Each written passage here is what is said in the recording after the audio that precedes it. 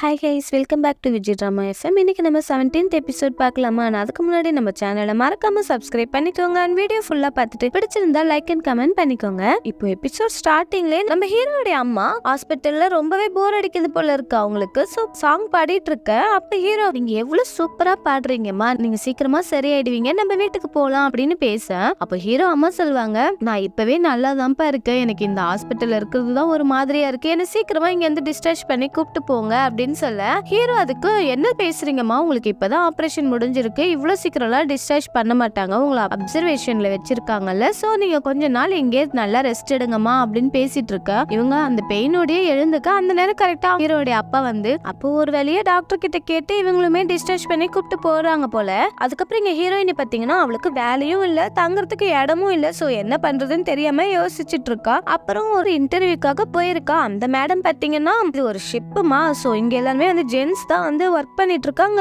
லேடிஸ்க்கு நான் எப்படிமா ஒரு ஜாப் தரது அப்படின்னு கேட்கும் போது அப்ப அவ சொல்லுவா, இல்ல மேம் நான் வந்து நல்லா ஒர்க் பண்ணுவேன், இதுக்கு முன்னாடி ஒரு ஃபேக்டரியில டாக்டரா கூட இருந்திருக்கேன், அது மட்டும் இல்ல நான் இங்கிலீஷ் டிரான்ஸ்லேட்டரா வந்து நான் ஒர்க் பண்ணிருக்கேன் அப்படின்னு சொல்லும் போது இவங்க ஒரு பேப்பர் கொடுத்து படிக்க சொல்றாங்க. சோ இவளோட இங்கிலீஷ் லெவல செக் பண்றாங்க. இவளும் நல்லாவே படிச்சு காமிச்சிருவா. இருந்தாலும் அங்க எல்லாருமே ஜென்ஸா இருக்கும் போது இவ மட்டும் எப்படி வந்து லேடிஸா போய் ஒர்க் பண்ண முடியும் அப்படின்னு இந்த மேனேஜர் யோசிச்சுட்டு இருக்கும் போது நம்ம ஹீரோயினி சொல்லுவா, நான் வேற இடத்துல ட்ரை பண்றேன்ட்டு இப்ப இவ கிளம்புவா. ஆனா அந்த மேடம்க்கு வந்து நம்ம ஹீரோயினே கொஞ்சம் பிடிச்சிரும் போல. சோ அவங்க என்ன சொல்லுவாங்கன்னா, 15 days வந்து ஒர்க் பண்ண, நீ எப்படி ஒர்க் பண்றன்னு பார்த்துட்டு நான் உன்னை வந்து கன்ஃபார்ம் பண்றேமா அப்படின்னு சொல்லுவாங்க. அதுக்கு ஹீரோயினி ஓகே பண்ண. இங்க பாத்தீங்கன்னா நம்ம ஹீரோட அம்மா வந்து ஒரு ஸ்வெட்டர் எடுத்து போட்டு பார்த்துட்டு அவங்களுடைய சின்ன வயசு மெமரிஸ் வந்து நினைச்சு பாக்குறாங்க. என்னன்னா இந்த ஸ்வெட்டர் போட்டுதான் காம்படிஷன் பாடி இருப்பாங்க, சோ அவங்க பிரைஸ் எல்லாம் கிடைச்சிருக்கும் போல. அது மட்டும் இல்ல, அந்த காம்படிஷனுக்கு அப்புறம் தான் வந்து நம்ம ஹீரோட அப்பா வந்து மேரேஜ் பண்ணிருக்காங்க போல. சோ அந்த மெமரிஸ் நினைச்சு பார்த்துட்டு இருக்கும் போது நம்ம ஹீரோடைய அப்பா, இல்ல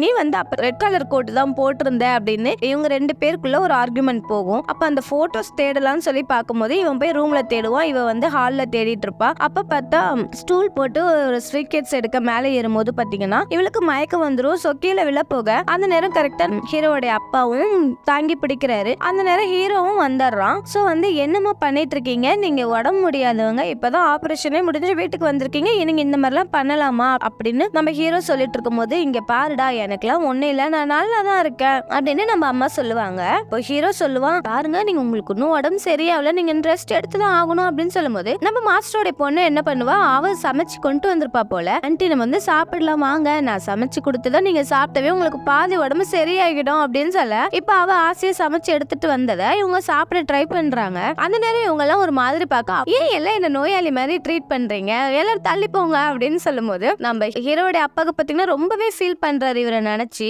ஆனா ஹீரோட அம்மா நம்ம ஹீரோ மேலதான் ரொம்பவே ஃபீலிங்ஸா இருப்பாங்க, ஏன்னா அவனோட ஃபியூச்சரை நினைச்சு அவங்க கொஞ்சம் கவலைப்படுறாங்க போல. சோ அப்ப சொல்லுவாங்க, நீ கொஞ்சம் ஹாப்பியா இல்லன்னு எனக்கு தெரியுது, உனக்கும் ஆளுக்கும் என்ன சண்டைன்னு எனக்கு தெரியல, இருந்தாலும் உன் முகத்துல வந்து முன்ன இருந்த ஹாப்பினஸ் இப்ப இல்லப்பா. சோ வந்து நீ அந்த பொண்ணை நினைச்சிட்டு இருக்கிறத விட நீ ஏன் மாஸ்டர் பொண்ணை வந்து கல்யாணம் பண்ணிக்க கூடாதுன்ற மாதிரி கேட்பாங்க, ஏன்னா இவ்வளவு மாதிரி நல்ல பொண்ணுங்களா இங்க நிறைய பேர் இருக்காங்க அப்படின்னு நம்ம ஹீரோட அம்மா கேட்க அப்போ அந்த மாஸ்டர் பொண்ணும் அவளுக்கு தெரியும்ல, சோ ஹீரோ லவ் பண்ணலன்னு, அதனால அவளும் என்ன பண்ணுவா, இல்ல ஆன்ட்டி நீங்க வந்து தப்பா புரிஞ்சிட்டு இருக்கீங்க, நாங்க வந்து ஒரு பிரதர் அண்ட் சிஸ்டர் ரிலேஷன்ஷிப்ல தான் இருக்கிறோம் அப்படின்னு சொல்ல அப்போ உடனே நம்ம ஹீரோட அம்மாக்கு ஒரு மாதிரி ஆயிடும், அச்சோ நான் தான் மறுபடியும் தப்பா நினைச்சேன்னா சாரிமா அப்படின்னு சொல்லிட்டு அவனுடைய பையனை பத்தியும் கொஞ்சம் பெருமையா தான் பேசுவாங்க. நான் வந்து என்னோட பையனை ரொம்பவே நல்லா வளர்த்திருக்கேன் போல, அவன் எப்பவுமே நல்லா இருக்கணும் அப்படின்னு சொல்லி ஃபீல் பண்ணிட்டு இருக்காங்க. ஒரு பக்கம் பாத்தீங்கன்னா நம்ம ஹீரோட அப்பாவும் அந்த போட்டோவை கையில வச்சுட்டு ஃபீல் பண்ணிட்டு இருக்காரு. அப்புறம் இங்க பாத்தீங்கன்னா ஹீரோயினி வந்து வேலைக்கு சேர்ந்துறால. சோ அந்த ஃபர்ஸ்ட் டேவே பாத்தீங்கன்னா அந்த ஷிப்ல வந்து ஏதோ ப்ராப்ளம் போல. சோ ஒரு மீட்டிங் மாதிரி வச்சிருக்காங்க.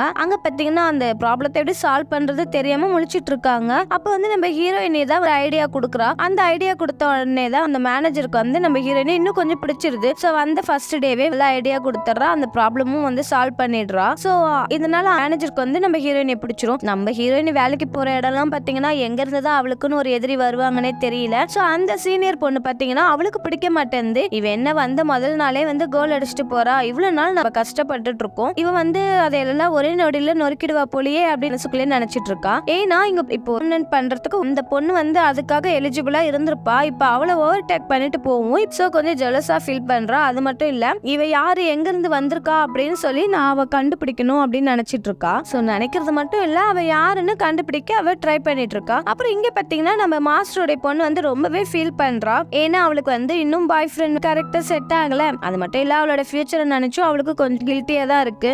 பொண்ணு வந்து இந்த பையன்ட்டு சொல்லிட்டு இருக்கும், நான் இப்படியே இருக்க போறது கிடையாது, நான் வந்து இப்ப டேட்டிங் போறேன், எனக்கான பர்சனை நான் கண்டுபிடிக்க போறேன் அப்படின்னு சொல்லிட்டு போக இந்த பையன் சொல்லுவான், நீ ஏன் இந்த மாதிரிலாம் நினைக்கிற, அப்படிலாம் ஒண்ணு நினைக்காத, கண்டிப்பா உனக்கானவன் உன்னை தேடி வருவான் அப்படின்னு சொல்லி இவளை சமாதானப்படுத்த பாக்குறேன். அப்ப அந்த மாஸ்டர் பொண்ணு சொல்லும், நான் போறது கன்ஃபார்ம் தான் அப்படின்னு சொல்லிட்டு இவன் மனு கிளம்பி போக இப்ப இவனுமே ஃபாலோ பண்ணிட்டு போறான். அப்போ ஒரு ஹோட்டல் அந்த மாஸ்டர் பொண்ணு போறான். அங்க போனா ஒரு பையன் இவனுக்காக வெயிட் பண்ணிட்டு இருக்கான். சோ இவன் வந்து இன்ட்ரோ பண்ணிட்டு அப்ப வந்து ஸ்பெஷல் குவாலிஃபிகேஷன் என்னென்ன இருக்கு அப்படின்னு சொல்லி கேட்கும் போது இவன் வந்து பாத்தீங்கன்னா ஒண்ணு பெருசா படிக்கல, ஆனா வந்து குக்கிங்லாம் நல்லா பண்ணுவாள். சோ அவளுக்கு தெரிஞ்சது அவ சொல்லுவா, குக்கிங் நல்லா பண்ணுவேன்னு. என்னது குக்கிங் மட்டும் தான் பண்ணுவியா, அது வந்து எங்க வீட்டுல இருக்கிற ஆயமாவே பண்ணிடுவாங்களே அப்படின்னு இவனும் கிண்டல் பண்ண.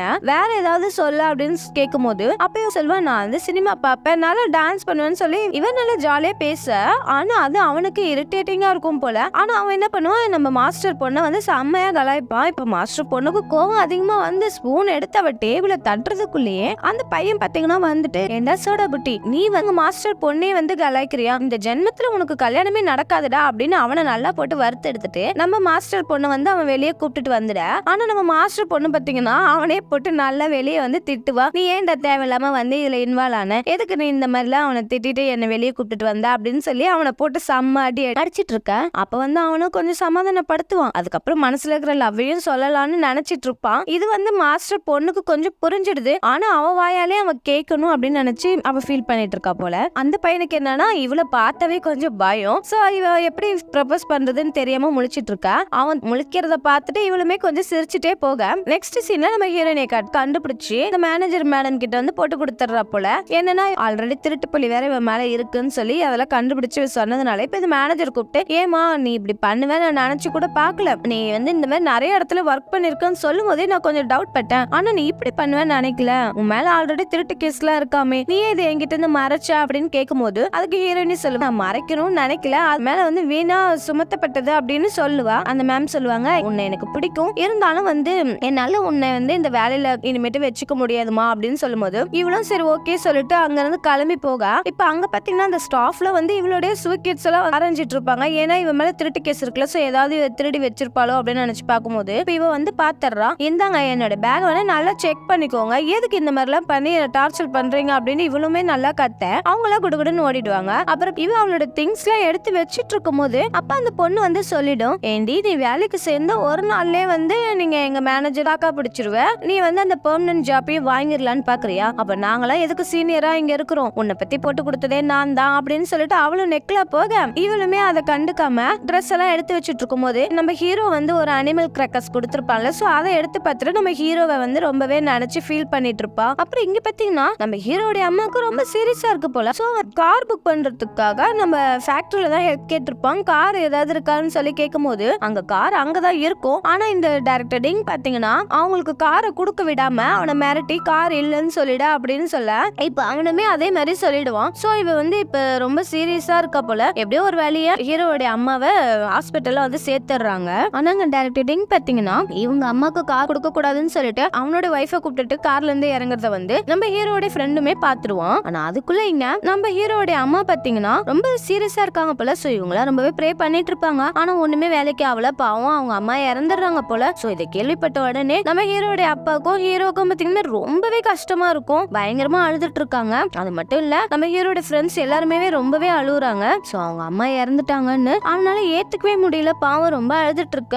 அப்புறம் அவங்களுக்கான இறுதி மரியாதை வந்து நடக்குது போல. சோ எல்லாம் ஒருத்தரா வந்து அவங்களுக்கான மரியாதையை செஞ்சுட்டு போறாங்க. அப்புறம் நம்ம ஹீரோட ஃப்ரெண்ட் என்ன பண்றான், நம்ம டைரக்டர் டிங் வந்து போலீஸ்ல பிடிச்சு கொடுத்துறான். ஏன்னா வந்து டெய்லி இன்ட்ரெஸ்ட் எல்லாம் கொடுக்கறதுக்கான அவங்க கேங்ல எல்லாம் இருக்கிறான்ல, ஃபேக்டரியில ஒர்க் பண்ற ஆளுங்களோட ஹெல்த் இன்சூரன்ஸ் பணத்துல வந்து இவன் தானே ஆட்டிய போட்டான். சோ அவன் கேஸ் கொடுத்துருப்பான் போல. சோ அதுபடி வந்து அவனை அரெஸ்ட் பண்ணிட்டு போயிடுறாங்க. நம்ம ஹீரோவை பார்த்துட்டு வந்து ரொம்பவே ஆறுதல் சொல்லுவான். ஆனாலுமே அவனால தாங்கவே முடியாது, ரெண்டு பேருமே ஹக் பண்ணி அழுதுட்டு இருக்காங்க. இப்போ ஹீரோட வீடே பாத்தீங்கன்னா ரொம்பவே கஷ்டத்துல இருக்கு. சோ ஹீரோ தான் இப்படி ரொம்ப ஃபீல் பண்ணி கஷ்டத்துல இருக்கான்னு பார்த்தா இங்க ஹீரோயினுக்கு எங்க போறதுன்னு தெரியல. சூட்கேஸ் எடுத்துட்டு வந்து வெளியே ரோட்ல தான் நின்னுட்டு இருக்கா. அவளுக்கு போறதுக்கான இடமும் இல்ல, அவ தங்கறதுக்கு வழியும் இல்ல. அது மட்டும் இல்ல அவளுக்கு ஒரு நல்ல வேலையும் இப்போதைக்கு இல்ல, காலேஜுக்கும் போக முடியாது, என்ன பண்றதுன்னு தெரியாம யோசிச்சுட்டு இருக்கும் போது உங்களுக்கு ஹெல்ப் வேணுமான்ற ஒரு குரல் மட்டும் தான் அவகிட்ட கேக்குது. ஆனா அது யாருன்றத காட்டல. அப்படியே கட் பண்ணா இங்க ஹீரோட அப்பா வந்து அவனோட வைஃபை நினைச்சு ரொம்பவே ஃபீல் பண்ணிட்டு இருக்கான். நம்ம ஹீரோவும் அவங்க அம்மாவை நினைச்சு ரொம்ப ரொம்ப ஃபீல் பண்ணிட்டு இருக்கா. சரி நம்ம அம்மா வந்து என்னதான்